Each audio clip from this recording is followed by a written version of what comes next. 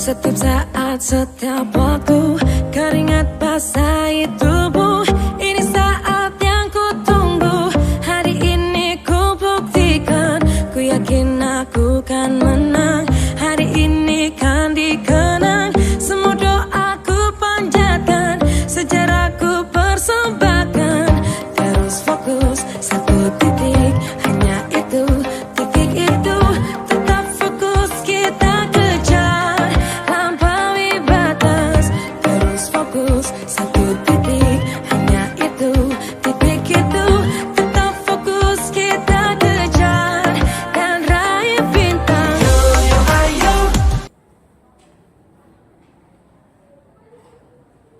Om Swastiastu. Assalamualaikum warahmatullahi wabarakatuh. Salam sejahtera untuk kita semua. Salam, namo buddhaya, rahayu, rahayu, rahayu.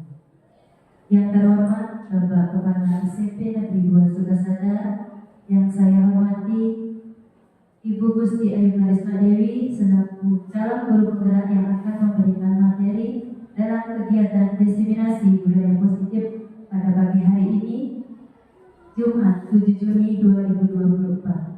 Bapak Ibu guru peserta kegiatan diseminasi yang saya hormati, puji syukur kita panjatkan kehadiran Ida Sang Hyang Widi Wasa, Tuhan yang Maha Esa, karena atas berkat dan rahmat-Nya lah kita bisa berkumpul bersama dengan bahagia dalam acara diseminasi calon guru penggerak dengan tema budaya positif SMP Negeri 2 Sukasada. Hadirin yang berbahagia, adapun kegiatan yang akan kita laksanakan pada pagi hari ini, yang pertama pembukaan, kedua sambutan Kepala SMP Negeri 2 Sukasada, yang ketiga penyampaian materi dari calon guru penggerak, dan yang terakhir penutup. Menginjak ke acara selanjutnya, yaitu pembukaan dengan menyanyikan lagu kebangsaan Indonesia Raya. Hadirin dimohon untuk berdiri.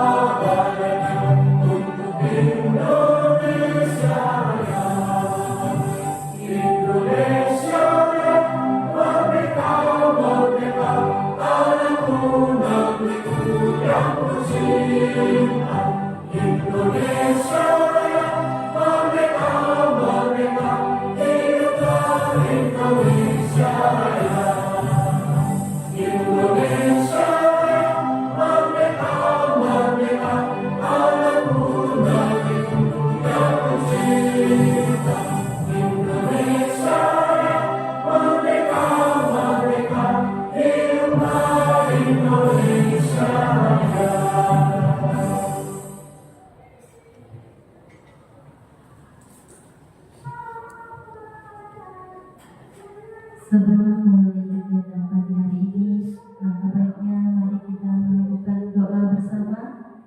Doa dilaksanakan dengan keyakinan masing-masing. Berdoa dimulai.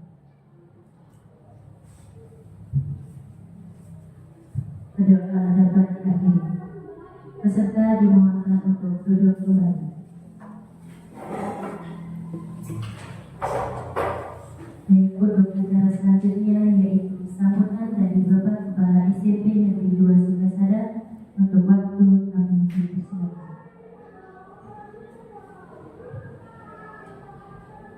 Terima kasih pada Ibu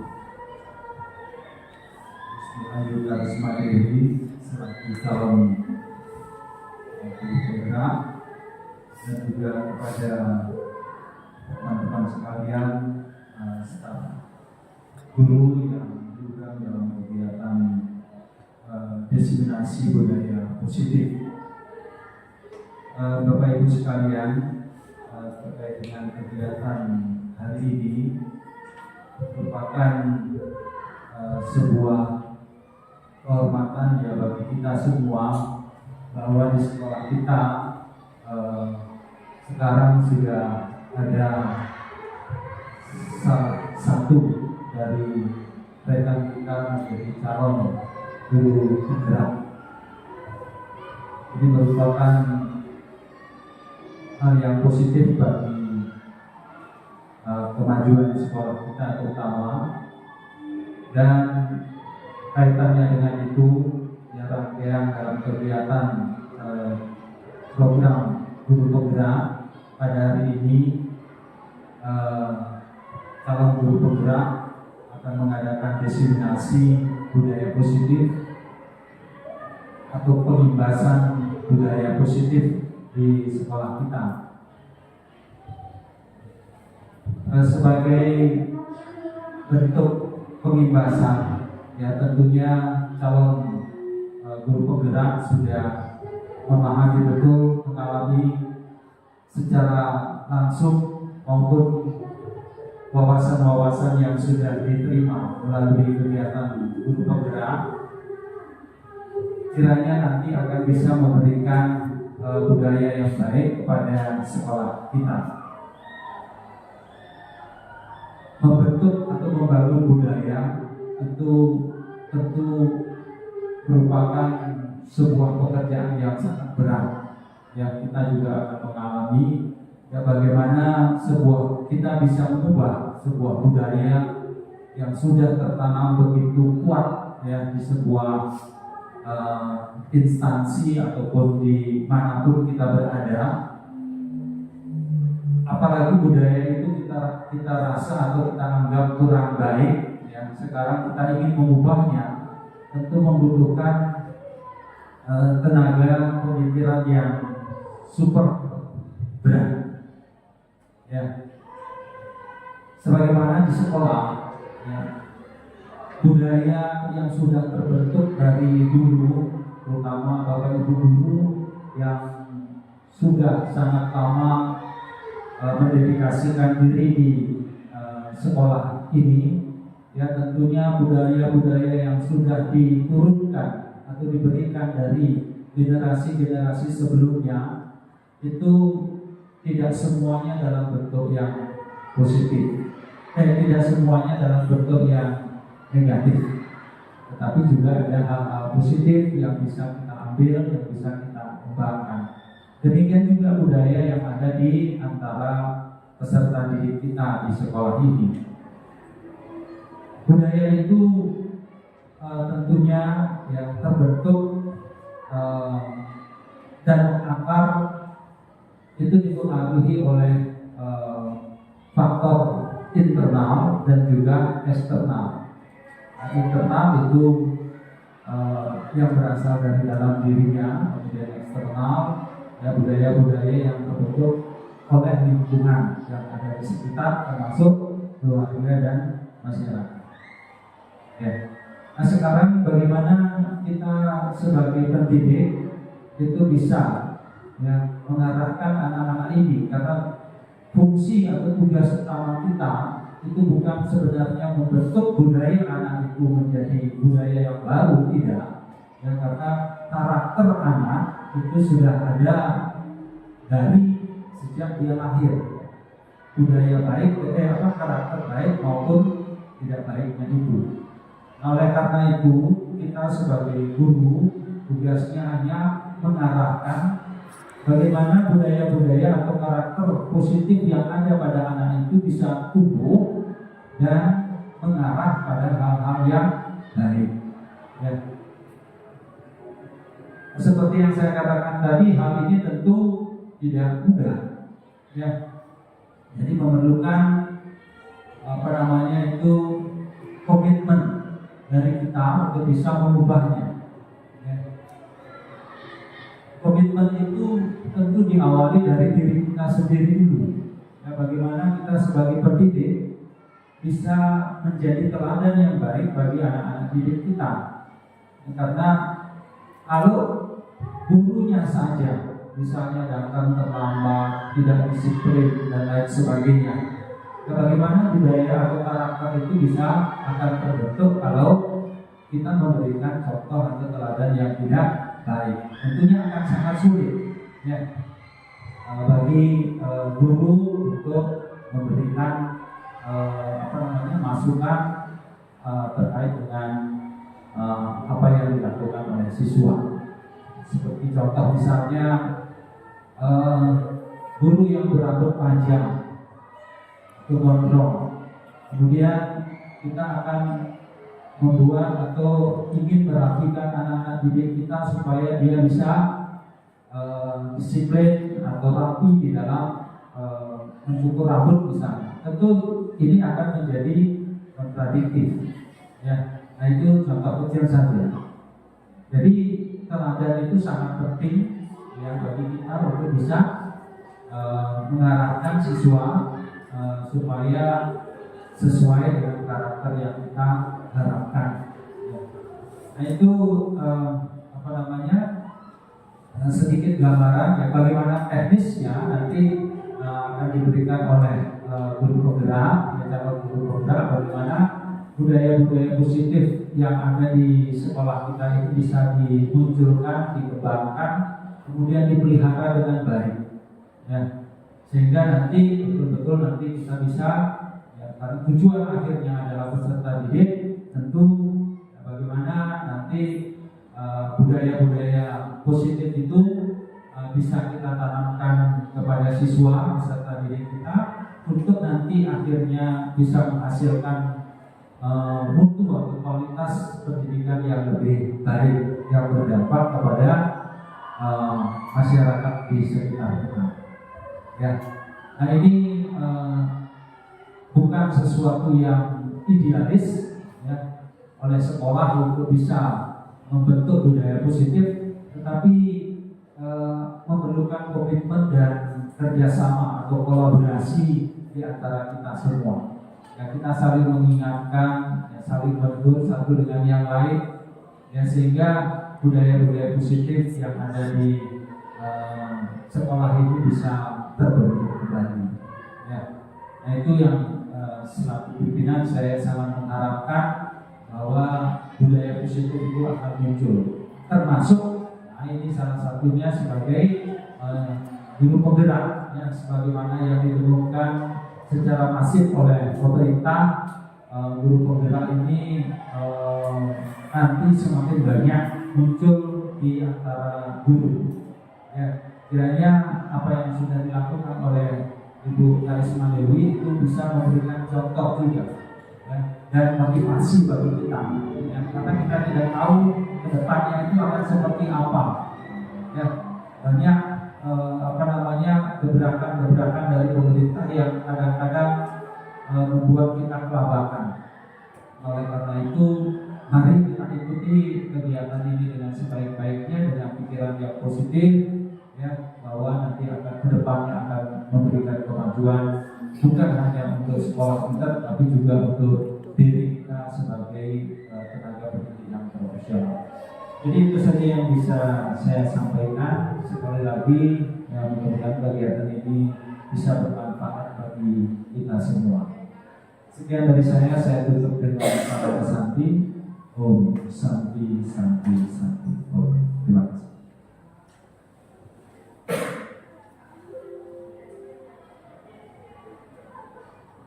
Demikian tadi sambutan dari Bapak Kepala Sekolah. Menginjak ke acara inti, yaitu penyampaian materi dari calon guru penggerak. Untuk waktu saya serahkan ke Ibu Gusti Ayu Karisma Dewi.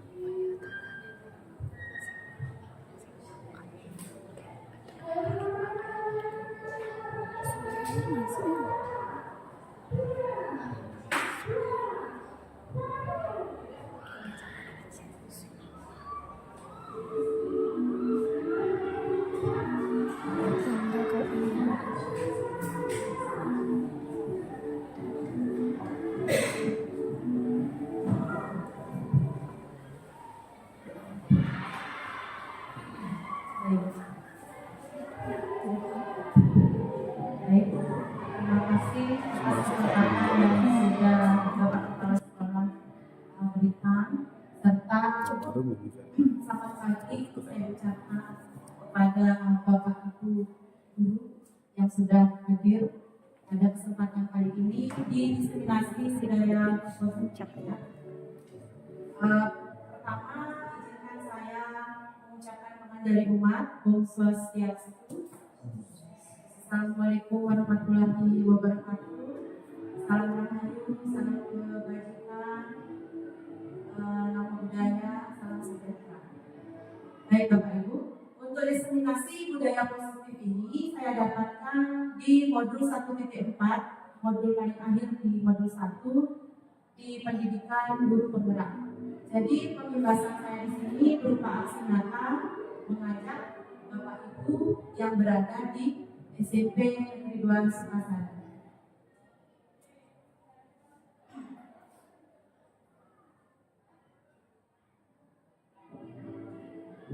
Baik, seperti di slide yang sudah saya tunjukkan, kita pertama di tujuan pendidikan dari filosofi Ki Hajar Dewantara, yang mana tujuan pendidikan tersebut adalah menuntun segala kodrat yang ada pada anak-anak, yang ada pada murid, agar mereka dapat mencapai keselamatan dan kebahagiaan yang setinggi-tingginya, baik sebagai manusia maupun sebagai anggota masyarakat.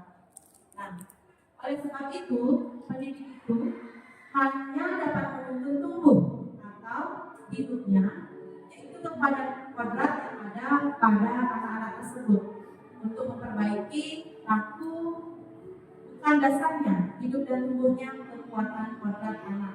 Jadi diibaratkan kita sebagai guru itu adalah petani yang menumbuh kembangkan, memelihara sebuah tanaman. Tanaman itu adalah muridku. Bagaimana Bapak Ibu memupuk agar tumbuh menjadi buah ataupun bunga. Jadi takarannya itu yang jelas ada di petani, yaitu di guru tersebut. Itu untuk filosofi dari Kahadi.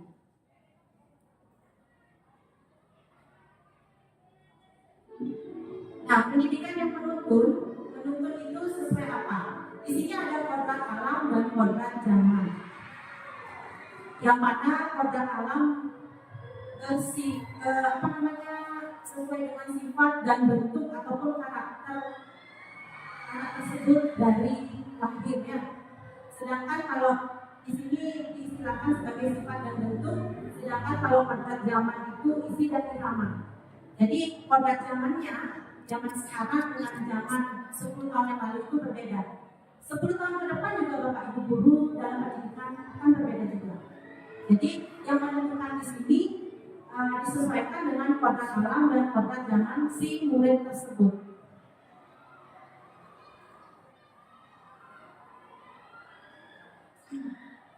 Nah, dari tujuan pendidikan KHD ini, bila kita melihat dari kodrat zaman, pendidikan saat ini menekankan pada kemampuan anak untuk memiliki keterampilan abad 21. Sedangkan dalam memaknai kodrat alam, maka konteks lokal, sosial budaya, murid yang ada di lingkungan kita Indonesia Barat memiliki karakteristik berbeda dengan Indonesia Timur ataupun Indonesia Tengah. Itu jadi kita tidak sama untuk sosial budayanya ya.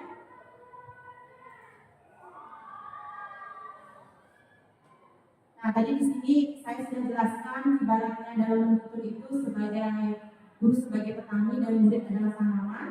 Jadi anak diberi kebebasan, namun pendidik sebagai pamong. Guru itu menghamba kepada murid, bukan menghamba seperti raja dan prajuritnya, bukan seperti itu. Tapi pamong di sini sangat maaf, Bapak Ibu guru di sini memberi tuntunan arahan agar anak tidak kehilangan arah dan membahayakan dirinya. Seorang pamong di sini memberikan tuntunan agar anak dapat menemukan kemerdekaannya, yaitu dalam belajar. Anak juga secara sadar memahami bahwa kemerdekaan dirinya mempengaruhi kemerdekaan anak lainnya. Oleh sebab itu, tuntunan seorang guru mampu mengelola dirinya untuk hidup bersama dengan orang lain dalam sebuah sosial komunitas, yaitu menjadi manusia dan anggota masyarakat.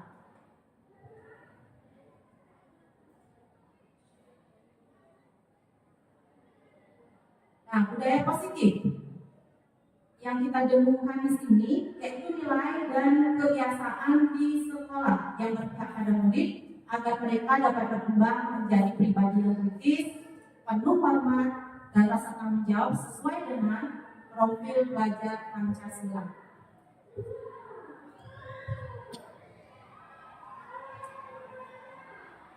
Pada pagi ini saya akan memaparkan lumayan materinya ada 7, yaitu konsep utama budaya positif. Yang pertama ada perubahan paradigma belajar, yang kedua disiplin positif, yang ketiga kebutuhan dasar manusia, yang keempat motivasi perilaku manusia, yang kelima restitusi posisi kontrol guru, yang keenam keyakinan kelas, dan ketujuh segitiga restitusi. Ini yang paling akhir ya, untuk memecahkan sebuah masalah, segitiga restitusi. Baik Bapak Ibu guru, perubahan paradigma belajar ini dalam membangun budaya positif sekolah dapat menyediakan lingkungan yang positif, aman dan nyaman agar siswa mampu berpikir, bertindak dan mencipta dengan merdeka, mandiri dan bertanggung jawab. Disiplin di sini sangat berkaitan dengan kontrol guru terhadap siswanya.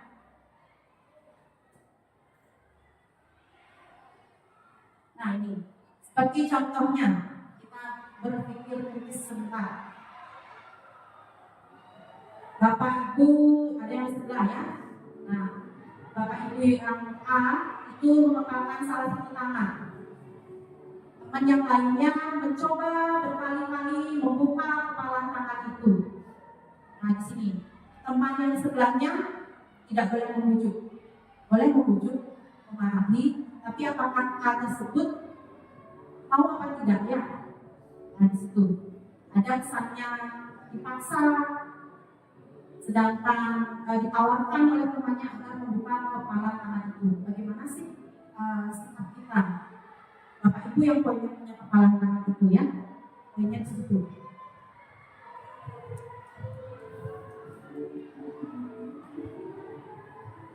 Nah, selanjutnya untuk perubahan paradigma belajar itu menurut Dr. William Glasser, teori kontrol, ilusi kontrol.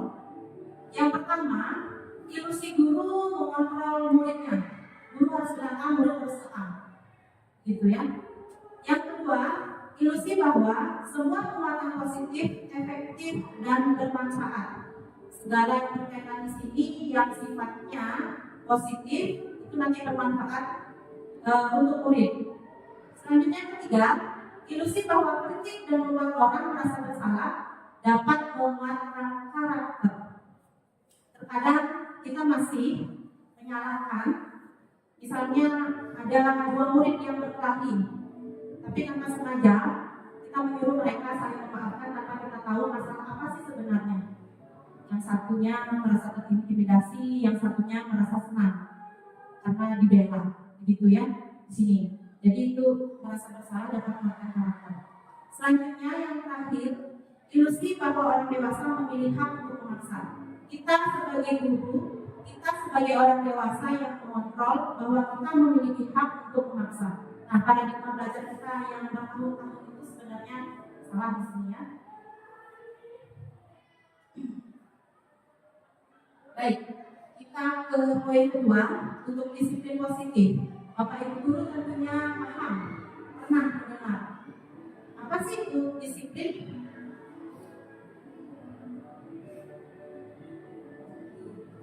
Disiplin waktu, tepat waktu,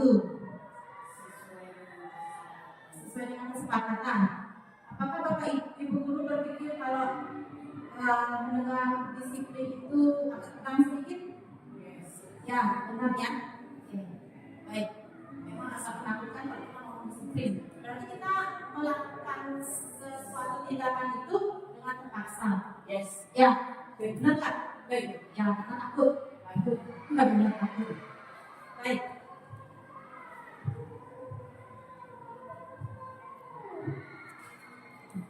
Oke, disiplin berasal dari bahasa Latin, yaitu disiplina yang artinya belajar, sebenarnya belajar artinya. Makna asal dari kata ini berkonotasi dengan disiplin diri dari murid-murid Socrates dan Plato. Nah, disiplin diri ini membuat orang menggali potensinya menuju sebuah tujuan apa yang dia hargai, yang dia lakukan. Namun dalam budaya kita, makna kata disiplin telah berubah menjadi sesuatu yang dilakukan seseorang pada orang lain untuk mendapatkan kepatuhan. Berpatuh, berarti dipaksa. Kecenderungan umum adalah menghubungkan kata disiplin dengan ketidaknyamanan. Selama ini Bapak Ibu kalau mendengar disiplin berarti ada rasa tidak nyaman. Dan enggak? Ya. Bukan dengan apa yang kita hargai atau pencapaian suatu tujuan mulia.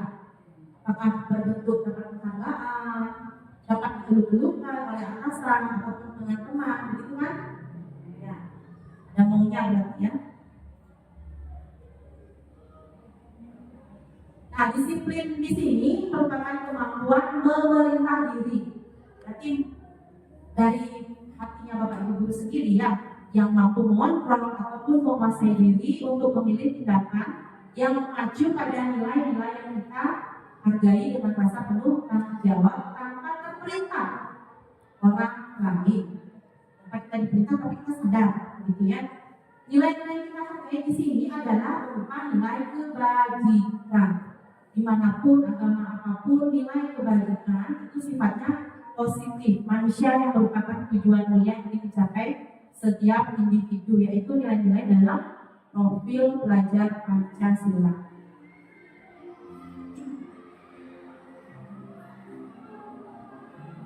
Baik. Materi yang ketiga yaitu kebutuhan dasar manusia. Realitas sebuah kebutuhan di sini setiap orang tentunya berbeda-beda ya. Kita harus berusaha memahami pandangan orang lain tentang dunia. Setiap orang memiliki gambaran yang berbeda. Yang mana ada 5 kebutuhan dasar, yaitu cinta kasih atau diterima, ada penguasaan, ada kebebasan atau dan kesenangan, serta yang terakhir ada survival. Di sini bentuk dari pertahanan diri yang tengah-tengahnya. Di tempat ini ada survivalnya. Ini apa? Sebuah kebutuhan dasar manusia, yaitu mempertahankan diri. Jadi kebutuhan dasar kita yang pertama apa? Ya, makan, sandang, pangan, papan. Ya, intinya sandang dan pangan. Baik. Silakan Bapak Ibu kita baca kasus tersebut.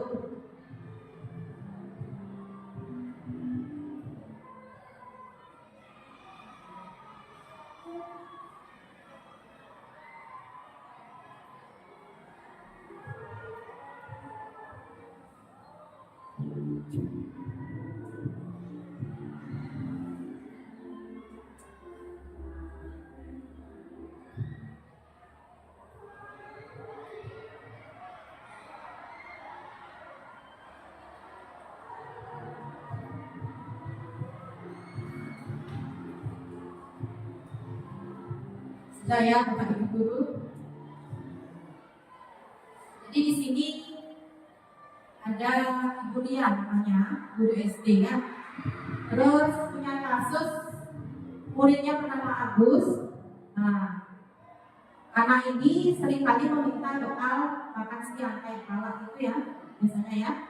Nah, jika Anda menghadapi situasi seperti Bu Lia, apa yang akan Anda lakukan? Menurut Anda, kira-kira apa alasan Agus melakukan hal itu?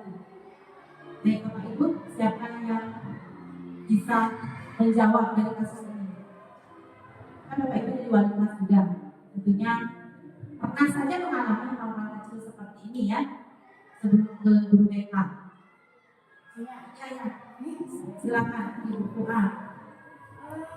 Yang akan saya lakukan pertama kali adalah memakai lagu, selesainya bercerita, mendekati dan bercerita sedikit. Kemudian kalau yang saya lakukan kira-kira apa alasan aku melakukan hal itu, memang di situ melihat zaman now itu emak-emaknya pada sibuk. Jadi dia tidak sempat untuk menyiapkan makanan, dan kemudian ada dua alasan yang saya miliki di sini seperti yang pernah saya alami juga. Entah itu karena orang tua yang sibuk di rumah dan tidak anaknya jadi tidak terurus. Yang kedua karena keterbatasan money. Jadi dia tidak bisa untuk membeli atau akhirnya untuk dia mempertahankan dirinya dengan memunculkan rasa, oh gue juga bisa. Wes, ya udah demi Pak orang tua aja gimana? Ya kayak gitu langsung pengalaman beberapa kali ini. Terima kasih. Ya, tepuk tangan dulu dengan ibu guru kepada kita. Ya, semuanya rampung kayaknya di 5 kebutuhan dasar manusia itu ya. Tidak salah. Baik, dalam konteks penerapan disiplin positif ini, Ibu Dian sebaiknya tentu ya mencari tahu alasan Agus melakukan tindakan tersebut dengan berkomunikasi seperti tadi Bu Mua bilang ya. Nah, di sini ada konsepnya 5 yaitu survival. Agus lapar, orang tuanya tidak membawakan bekal makan siang. Yang kedua, Lopek belum, teman Agus jadi perhatian sama Agus dengan cara seperti itu ya, ingin disayang, ya. Jadi fokus perhatian, makanya bikin gara-gara terus saja diulang-ulang, ya. Terus dia itu merasa sok kuasa, sok hebat, powernya di situ. Jadi takutlah teman-temannya. Jadi menuruti saja keinginan dari si Agus. Terus yang keempat ada kebebasan di situ. Agus merasa bosan dengan bekal yang dibawa oleh orang tuanya karena selalu dengan bekal yang sama. Ya, mungkin tidak dimasakkan oleh ibunya, bisa saja ya orang tuanya. Dan yang terakhir ada rasa kebahagiaan karena iseng, suka iseng sama teman-teman, terus yang menikmati ekspresi wajah temannya yang menangis, yang kesel, begitu, yang selalu bikin masalah, pokoknya senang. Jadi dia jadi pusat perhatian.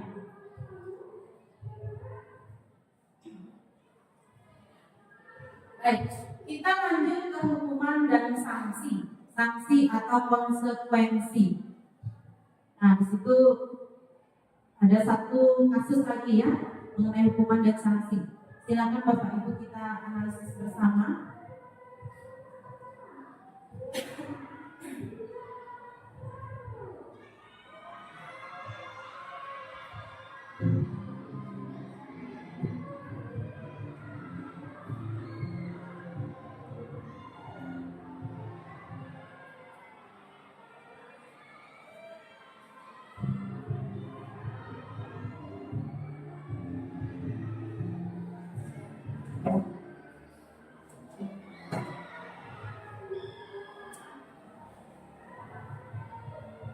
Sudah ya, Pak Ibu dulu. Jadi siswa murid bernama Iva mendapat pelajaran matematika ya.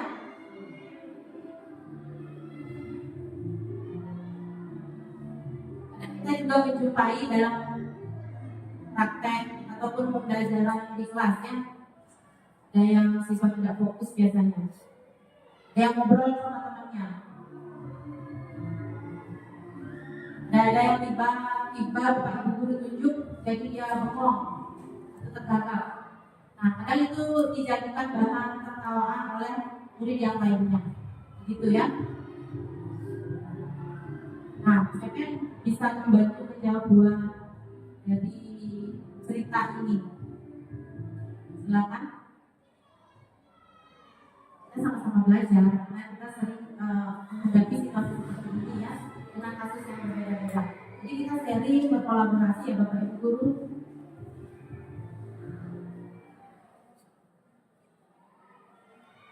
Apakah Bapak Ibu guru setuju dengan tindakan Pak Silo terhadap Iva? Tidak. Ya, jika tidak, mengapa?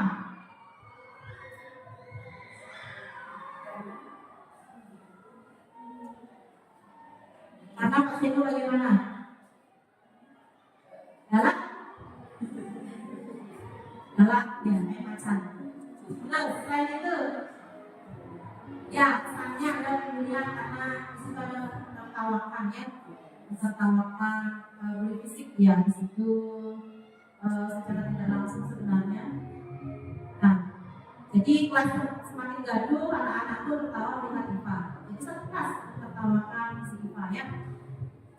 Setelah itu si IPA di depan kelas memegang hidung ya. Nah, menurut Anda tindakan Pak Seno terhadap IPA adalah apakah itu sebuah hukuman atau konsekuensi? Hukuman dan konsekuensi berbeda Bapak Ibu. Masuk apa? Hukuman. Masuk hukuman. Kenapa? Kan awalnya dari masuk dulu. Ada persetujuan? Kita tidak tahu sebelumnya ya, apakah ada keyakinan kelas di kelasnya Pak Seno. Nah, itu dia. Nah, tanya dulu ya Bapak Ibu. Baik, di sini dijelaskan hukuman dan sanksi atau konsekuensi. Hukuman itu sesuatu yang menyakitkan, tidak nyaman, korban mendapatkan keadilan, murid kita akan tersakiti, perilakunya ada pasif, agresif, akan meningkat. Tapi begitu saja. Sistem di sini juga tidak akan berjalan bila murid tidak takut. Kadang begini, Bapak Ibu, semuanya lagi di lapangan 2 kali, besoknya lagi, hari besok disuruh lagi, tak apa-apa. Jongkok bangun, tak apa-apa, begitu ya. Kadang kesannya murid itu menerapkan di sana ya. Peraturannya adalah titik-titik, kamu titik. Berarti di situ agak menekankan kontrol kita sebagai guru ya, memaksa sifatnya. Terus anak-anak ataupun murid akan membenci dengan peraturan tersebut. Itu identitas gagal dari sebuah hukuman. Sedangkan untuk disiplin dari identitas sukses di sini berupa konsekuensi dan restitusi. Konsekuensi itu segala sesuatunya itu harus terjadi. Jadi tidak menyakitkan, tapi sedikit tidak nyaman juga untuk murid karena jangka waktu yang pendek. Itu berbeda hukumannya dengan di sini, identitas gagal di sini, cukup panjang. Sedangkan untuk konsekuensi korban bisa diabaikan, murid di sini tidak nyaman juga, penguatannya hanya bertahan dalam jangka waktu pendek. Misalnya kalau anak kita tidak membawa PR, silakan salin nanti sampai ini, begitu konsekuensinya.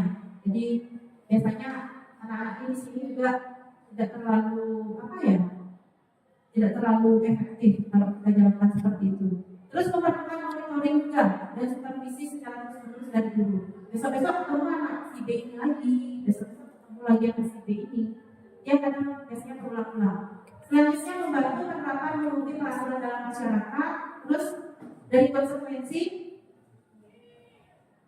apa peraturannya, mampukah kamu melakukan hal tersebut dan menyatakan terima kasih. Selain itu, murid anak juga akan menghormati sebuah peraturan. Di sini konsekuensi bersifat netral ya sebagai penengah. Baik, selanjutnya di restitusi. Restitusi di sini merupakan sebuah pilihan. Kalau kamu tidak lari di lapangan ya masuk kamar mandi. Nah, ada pilihan seperti itu ya. Di sini penguatan untuk murid dalam waktu panjang itu korban mendapatkan ganti rugi, misalnya pulpennya yang dihilangkan diganti rugi. Saya akan menggantinya. Itu di sini restitusinya. Murid dan anak mendapatkan penguatan, masalah terpecahkan. Jadi murid di sini belajar bertanggung jawab. Kalau pulpen temannya dihilangkan, dia sendiri ada inisiatif untuk mengembalikan. Terus fokus pada pemecahan masalah dalam jangka waktu panjang di sini. Nah, jadi pertanyaannya bisa digunakan apa yang kamu yakini? Saya meyakini dari keyakinan kita seperti ini yang sudah kita dapatkan. Apa yang kamu bisa lakukan untuk memperbaiki masalah ini? Saya akan mengganti pulpen teman ulang begitu ya. Jadi murid di sini menghormati dirinya dan juga orang lain dalam keyakinan kelas tersebut. Nah di sini lebih positif ya. Baik, kita lanjut ke materi yang keempat. Semua perilaku itu memiliki tujuan. Ini ditunjukkan oleh teori motivasi perilaku manusia. Yang pertama, untuk menghindari ketidaknyamanan atau hukuman, ya, apa yang akan terjadi apabila saya tidak melakukannya? Seperti ini, Bapak Ibu untuk hari Senin upacara bendera, pukul sekian sampai sekian. Nah, apakah Bapak Ibu merasa nyaman? Itu bagaimana? Disiplin untuk disiplin waktunya. Dan kita harus cepat-cepatan enggak? Ya, berarti ada rasa tertekan di situ kan untuk waktu.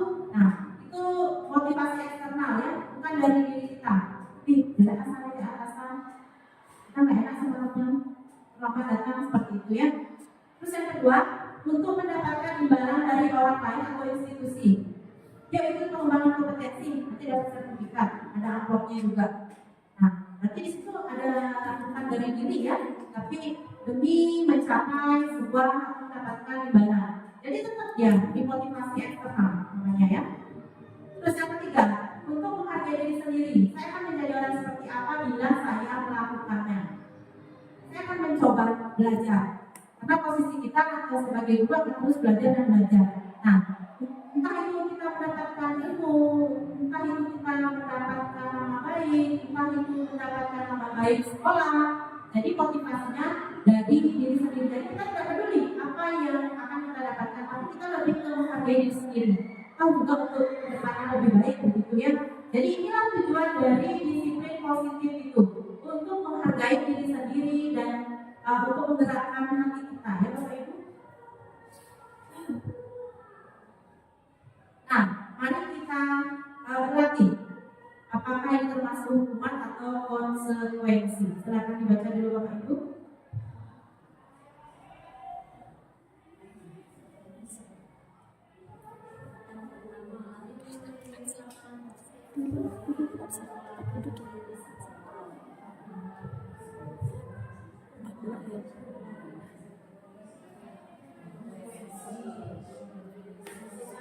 Saya jawab bersama Bapak Ibu.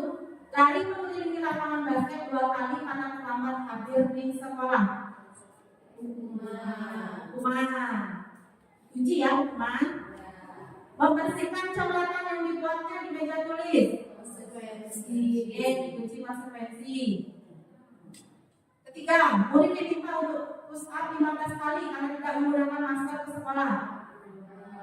Hukuman. Menggantikan kertas tugas teman yang telah dicoret-coret. Konsekuensi. Berjemur di lapangan basket pukul 12 siang karena ngobrol dengan teman.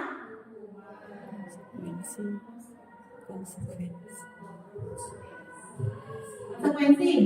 Ya, dikunci konsekuensi. Murid diminta bertelanjang kaki sepanjang hari karena tidak menggunakan sepatu warna hitam sesuai peraturan sekolah. Konsekuensi. Dikunci ya. Terakhir, berdiri di depan kelas sambil mengangkat kaki satu karena tidak bisa menjawab pertanyaan. Ya. Kunci kaki ya.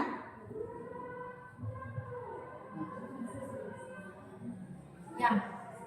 Kinerja kita kadang berpikir ke masa lampau ya, mengingat kembali.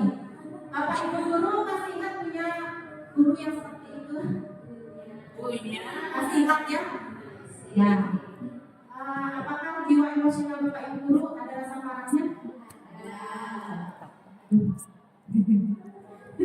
Sampai saat ini sudah menjadi guru. Ya. Nah, itu bedanya. Hukuman asal kita menghukum, kalau konsekuensi kita memberikan sanksi atas kesepakatan yang telah kita sepakati bersama. Baik, kita lanjut yang ke materi kelima. Ada restitusi 5 posisi kontrol guru. Baik, kita lakukan bersama. Bapak Ibu guru di posisi yang mana yang biasa kita lakukan?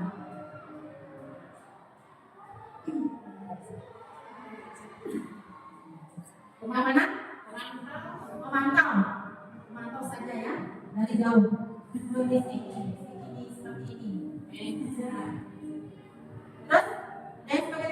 mungkin? Ada ya? Atau sedikit? Ada. Ya. Baik.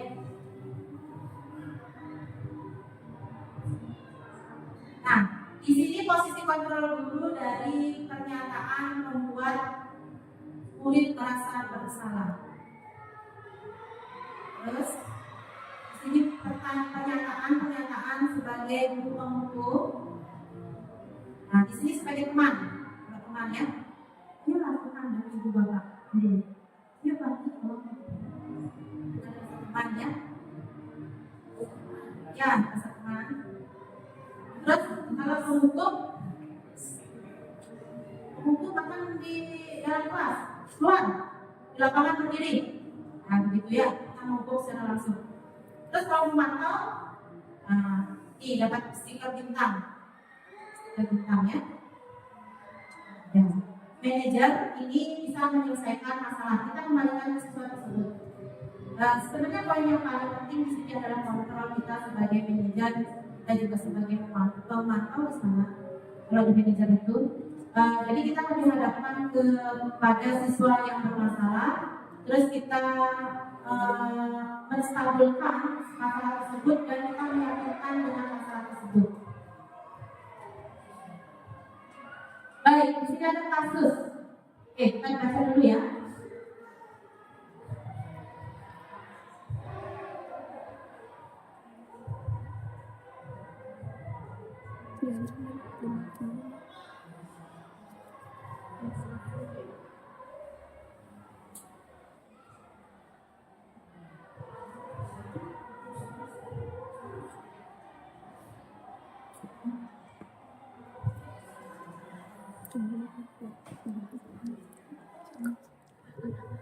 Baik, Bapak Ibu Guru.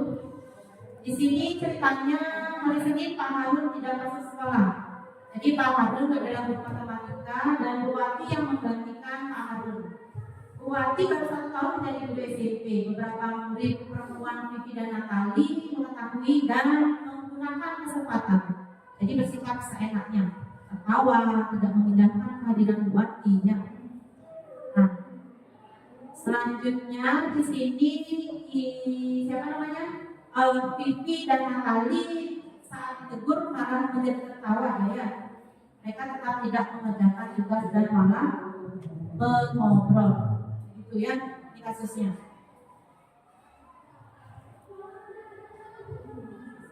Kasus kedua.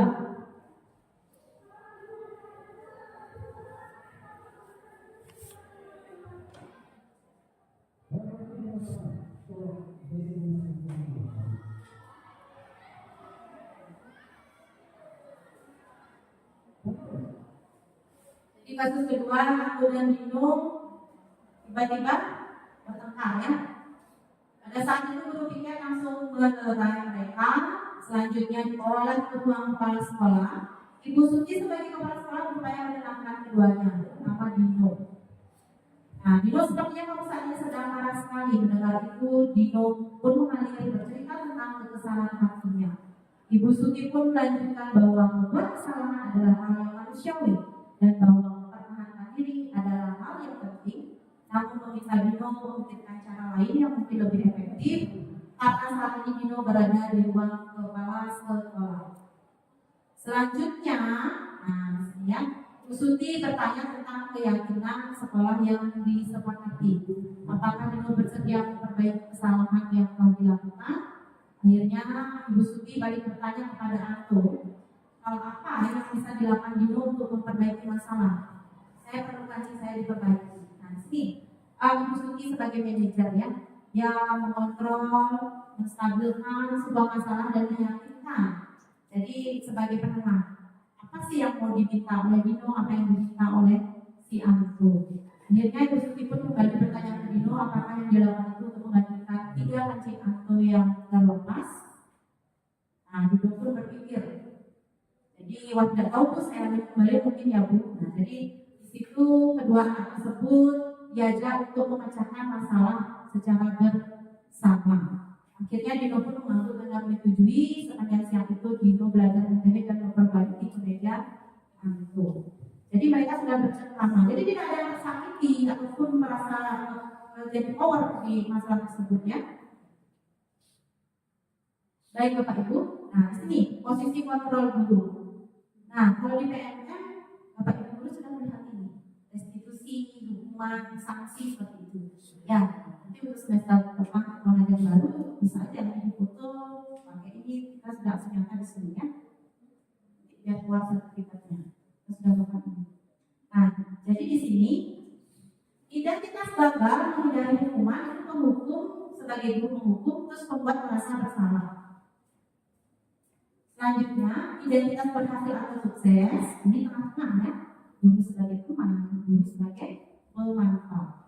Nah, di sini kalimat atau kata-kata yang bisa digunakan, ya, untuk mengatasi anak yang memang sangat ekstrim. Terus selanjutnya, identitas berhasil itu untuk menghargai diri sendiri sebagai manajer.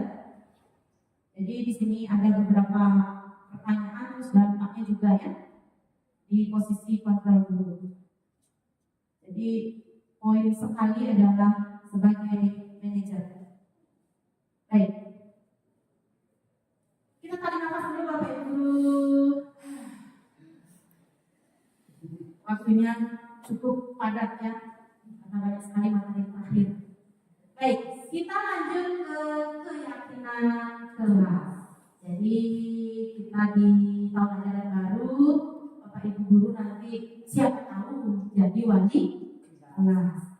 Jadi kita menentukan kesepakatan di dalam kelas yang ditandatangani oleh guru, wali, dan siswa, lalu ditempelkan di dindingnya sebagai pengingat bahwa kelas tersebut memiliki sebuah keyakinan.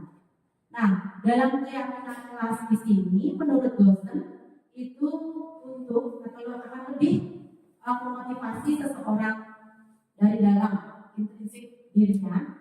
Seseorang akan lebih bersemangat untuk menjalankan keyakinannya hanya atau tidak hanya sekedar mengikuti peraturan.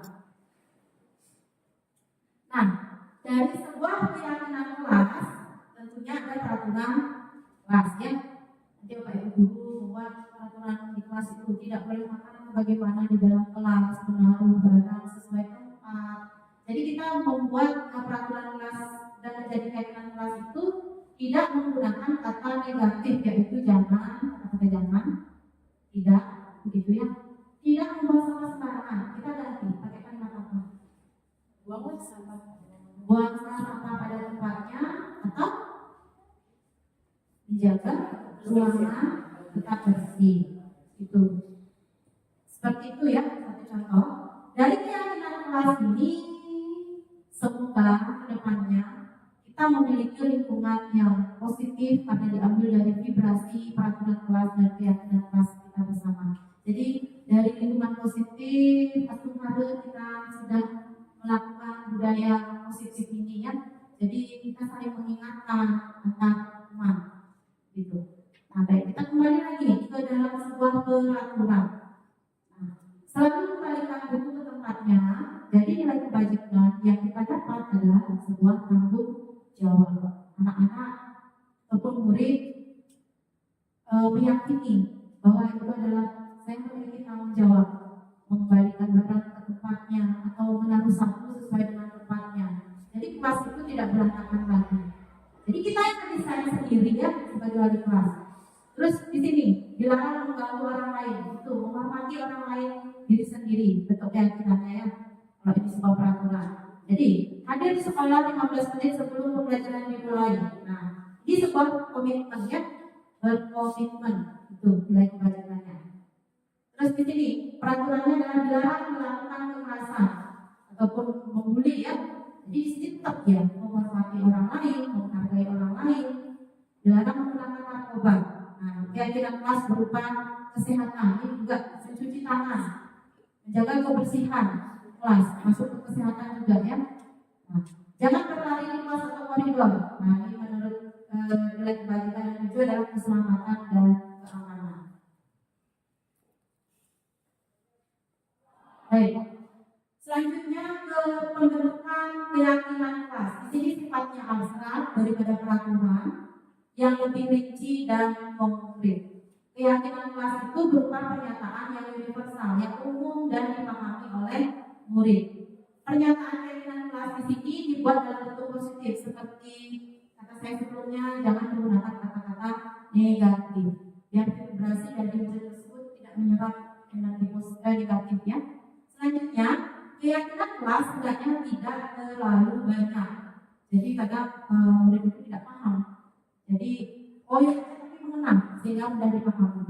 Selanjutnya, keyakinan kelas sebaiknya sesuatu yang dapat diterapkan di lingkungan tersebut. Jadi, keyakinan kelas itu yang kelas tersebut ya, nanti imbasnya pasti ke kelas yang lain. Selanjutnya, semua warga kelas ikut berkontribusi dalam pembuatan keyakinan kelas lewat kegiatan curah pendapat. Jadi anak-anak mencurahkan pendapatnya, kelas impiannya seperti apa.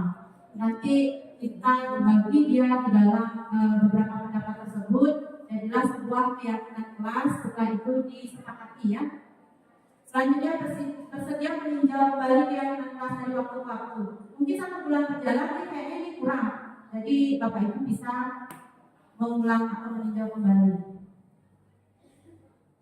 Nah di sini hal pertama yang saya lakukan memberikan sedikit penjelasan tentang keyakinan kelas atau kelas impian. Apa sih yang anak-anak diminta? Keinginan kelasnya kayak gimana? Gitu ya. Kadang dibully Bu, saya ingin diperhatikan oleh siapa, oleh wali gitu. Nah dia menulis seperti ini di dalam post-it. Setelah itu ditempel, setelah ditempel di kelas impian, jadi kita pilih berdasarkan diskusi kelas, kita bawa ke keyakinan kelas. Setelah itu dari keyakinan kelas nanti kita sortir lagi yang mana masuk kesepakatan bersama, nanti ditempel di kertas karton, baru ditandatangani oleh siswa dan wali ya. Nah itu sebagai panjangan begitu. Baik, kita berada di materi terakhir di segitiga restitusi. Ini adalah hal yang paling terakhir ya, paling terakhir dari sebuah permasalahan yang dihadapi oleh siswa tersebut. Jadi proses di sini menciptakan kondisi bagi murid untuk memperbaiki kesalahan mereka sehingga mereka bisa kembali pada kelompok mereka dengan karakter yang lebih kuat. Melalui restitusi guru di sini dapat membantu murid menjadi lebih memiliki tujuan. Kadang murid itu bikin masalah karena dia ingin diperhatikan mungkin ya. Nah, jadi tujuannya apa? Disiplin positifnya serta memulihkan dirinya setelah berbuat salah. Berarti ya murid itu memiliki kesadaran atas perbuatan yang sudah dilakukan. Terus selanjutnya membantu murid untuk jujur pada diri sendiri dan mengevaluasi dampak dari kesalahan yang dilakukan. Jadi biar tidak berulang-ulang lagi kesalahan-kesalahan tersebut. Selanjutnya memberikan penalaran. Bapak Ibu memberikan penalaran. Terus apa yang Bapak Ibu akan lakukan kalau kamu melakukan kesalahan seperti ini ya? Jadi di sini sifatnya kita tidak memaksa. Kamu harus begini. Besok harus begini lagi. Nah, gitu ya. Ada di situ. Jangan. Kalau bisa jangan dulu. Baik. Di sini ada segitiga restitusi. Yang pertama adalah menstabilkan identitas. Jadi muridnya berbuat salah, kita ngobrol secara langsung. Setiap orang itu pasti melakukan kesalahan, seperti itu kalimatnya. Kamu bukan satu-satunya yang pernah melakukan ini. Aku juga pernah mengalami. Nah, gitu ya. Terus yang kedua, validasi tindakan yang salah. Kamu melakukan itu pasti punya alasan. Kenapa? Gitu ya. Apakah ada hal yang efektif untuk mendapatkan apa yang kamu butuhkan? Pasti Bapak Ibu guru akan bisa membantu. Gitu ya. Terus yang terakhir adalah menanyakan keyakinan. Nah, tanyakan keyakinan agar tidak berulang lagi. Apa yang kita sepakati ya? Terus kamu ingin menjadi orang seperti apa? Begitu. Baik, tahapan segitiga restitusi menstabilkan identitas. Berbuat salah itu tidak apa-apa, itu manusiawi. Tidak ada manusia yang sempurna. Saya juga pernah melakukan kesalahan.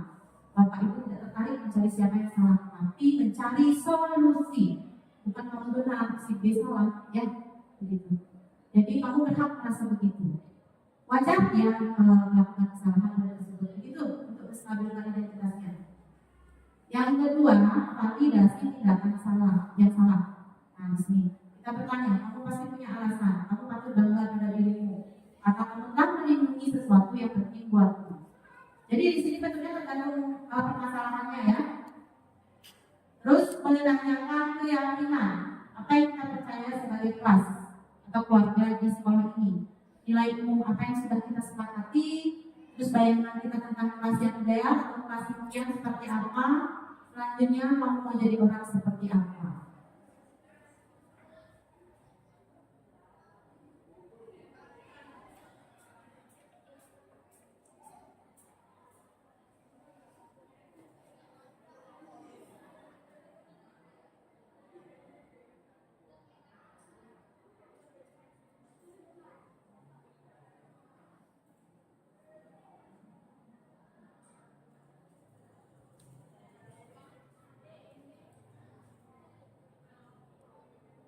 Bentar ya Bapak Ibu.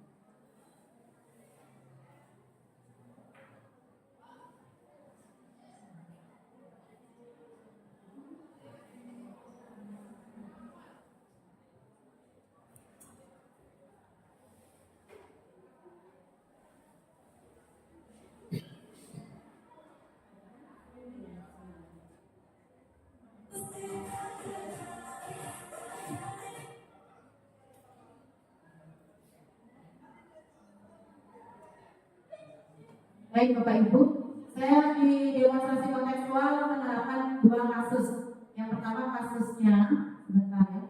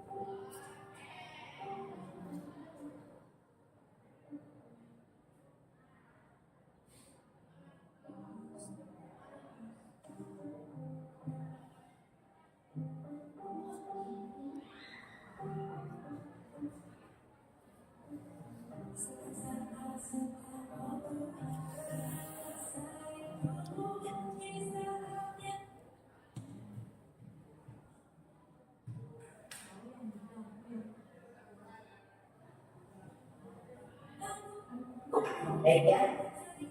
Kamu tahu kenapa ini dipanggil? Tahu tuh, terkait saya emosi karena tadi keadaan saya tuh. Oh begitu. Wajarlah tidak bisa menekan emosimu, tidak bisa bersabar ya.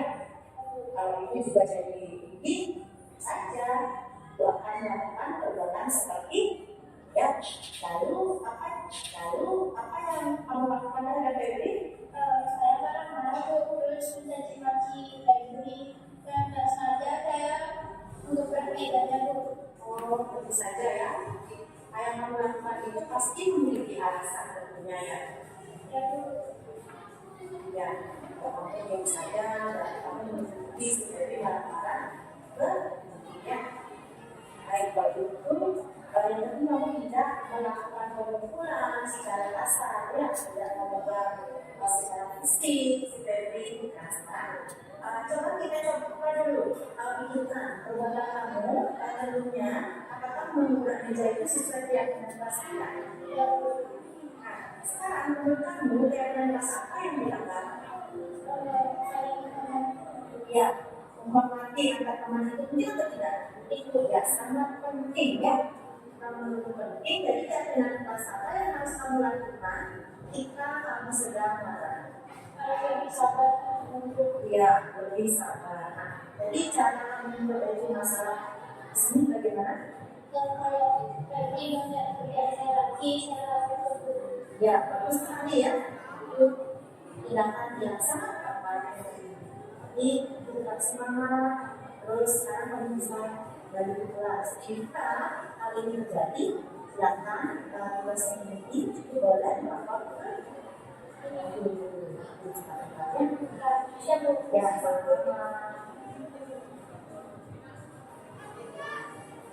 Nah, setelah kita menyaksikan kasus pertama, melakukan kasus kedua, yaitu seorang murid bernama Febri sedang terlambat, sehingga menjadi pelajaran yang terkembar.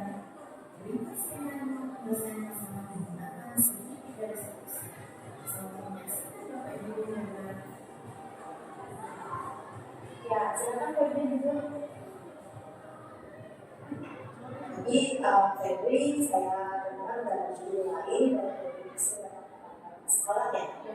Nah, menurut tindakan kamu, seberapa kali kamu sudah mengetahui beberapa kali? Nah, kenapa di dalam penampilan kamu itu hal yang bersifat manusiawi ya? Saya itu merupakan kesalahan hal biasa yang terjadi. Jadi di sini bagaimana cara kamu memperbaiki kesalahan itu? Apakah kamu setuju kita melakukan solusi? Ya, baik kalau itu kamu cari solusi saat kamu datang ke kelas di sekolah. Alasan kamu maksudnya kamu mau berdagang di dalam. Nah, apakah orang tua kamu tahu itu nggak penting saya? Tidak tahu ya, tahu ya. Nah, menurut keyakinan kelas yang sudah kita sepakati bersama, apakah penampilan sekolah itu masuk ke keyakinan kelas kita? Ya, kalau memang kita masuk, berarti itu yang menggunakan adalah disiplinan. Kalau kedisiplinan, menurut kamu apakah penting? Penting ya.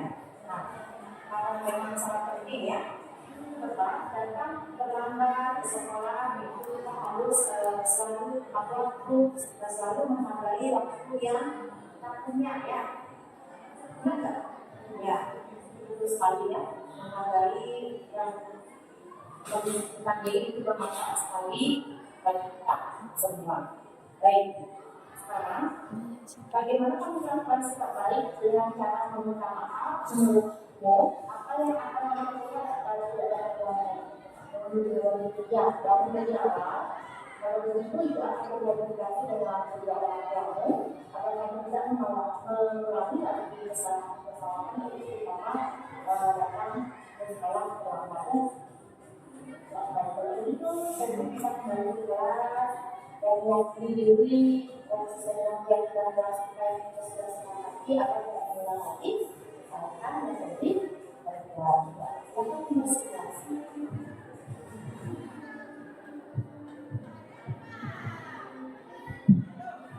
baik Bapak Ibu, itu dua kasus ya, kasusnya si ini dan kasusnya si Febri. Yang pertama yang mencontek dan yang kedua karena kelambatan, sering terlambat ke sekolah yang berkali-kali. Baik, selanjutnya dari 7 pemaparan materi kita pada pagi ini, jika ada Bapak Ibu yang ingin bertanya, saya persilahkan ya. Saya berikan waktu. Kita menunggu waktu sudah mau selesai.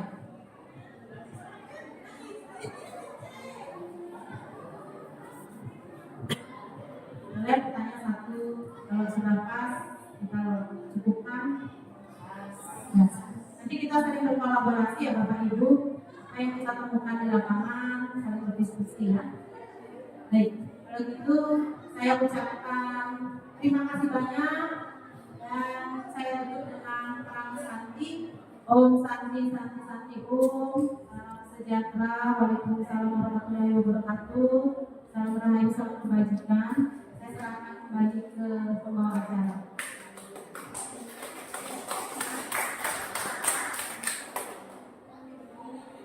Demikian tadi sudah disampaikan materi tentang disiplin positif dari calon guru penggerak kita.